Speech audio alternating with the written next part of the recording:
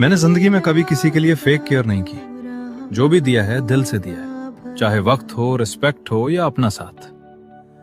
संस्कृत में एक शब्द है हृदय, मतलब दिल से निकली हुई सच्चाई। और जो चीज हृदय से आती है ना, वो कभी झूठी नहीं होती। आजकल लोग वर्ड्स बहुत बोलते हैं पर फीलिंग्स कम रखते हैं। कनेक्शन दिखाते हैं पर इंटेंशन साफ नहीं होता। इसलिए मैंने सीख लिया है, कम लोग रखो और सच्चे रखो, क्योंकि दिल से दिया हुआ कभी बेकार नहीं जाता। अगर तुम्हारा दिल साफ है तो फिक्र मत करो कौन समझता है कौन नहीं। एक दिन वक्त खुद बता देगा कि तुम्हारा दिल कितना सच्चा था।